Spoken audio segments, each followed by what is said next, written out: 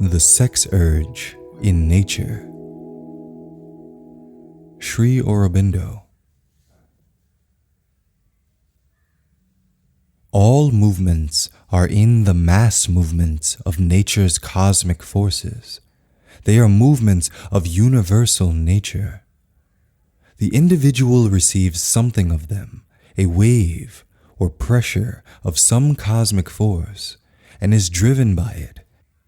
He thinks it is his own, generated in himself separately, but it is not so.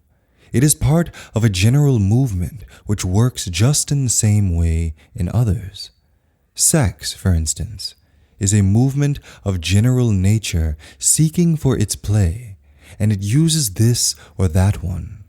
A man vitally or physically in love, as it is called, with a woman is simply repeating and satisfying the world movement of sex.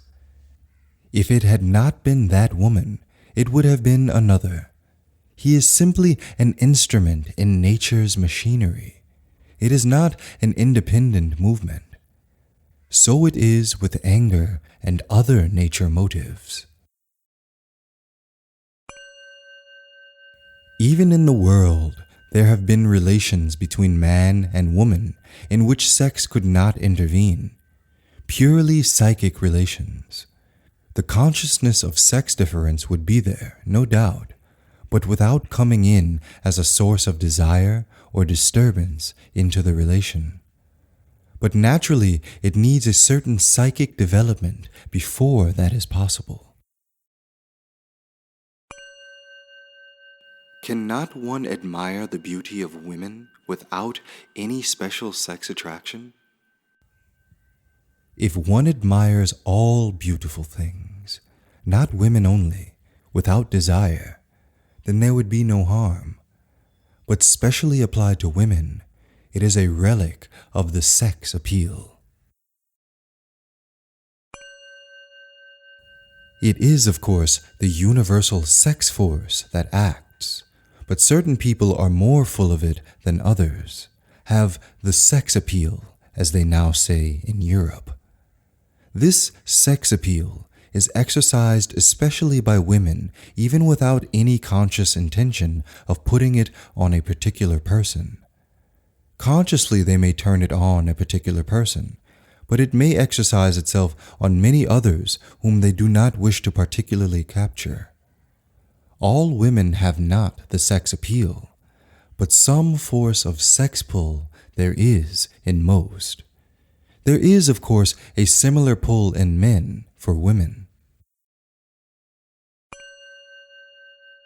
A smile or any movement, appearance, or action of the woman can be the starting point for these vibrations. I don't suppose it is anything inherent in the smile itself, but all these things have been the habitual means by which sex has been excited in men, hava bhava. And the woman uses them, often unconsciously, and by mere habit when coming into contact with man. Whether she has or has not any intention of pleasing or moving the man, it still comes up as an instinctive movement. But even when the woman smiles quite casually and without even the habitual instinctive movement, still there may be the vibration on the man's side owing to the habit of response in him to feminine attraction. These things are almost mechanical in their starting. As I wrote before, it is the automatic answer of the physical or vital mind, imagination, etc., that prolongs it and makes it effective. Otherwise, the vibrations would die away after a time. Dress has always been used by woman as an aid to her sex appeal, as it is now called, and man has always been susceptible to it. Women also often find dress in man a cause of attraction, for example, a soldier's uniform. There are also particular tastes in dress. That a sari of particular color should attract is quite normal. The attraction works on the sense and the vital. while it is the mind that dislikes the psychological defects and gets cooled down by their exposure. But this repulsion of the mind cannot last as against the stronger vital attraction. It seems that in yoga, women have one advantage. The sex instinct in them is not as strong as in men. There is no universal rule.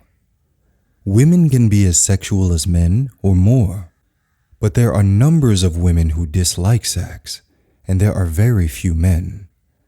One Sukdev in a million, but many Dianas and Pallas Athenes. The virgin is really a feminine conception. Men are repelled by the idea of eternal virginity. Many women would remain without any waking of the sexual instinct if men did not thrust it on them, and that cannot be said of many, perhaps of any man. But there is another side to the picture. Women are perhaps less physically sexual than men on the whole, but what about vital sexuality, the instinct of possessing and being possessed, etc., etc.? Apropos of our discussion, let me put before you Mother's opinion on the matter. She says that women are not more bound to the vital and material consciousness than men. On the contrary, as they do not have the arrogant mental pretensions of men, it is easier for them to discover their psychic being and be guided by it.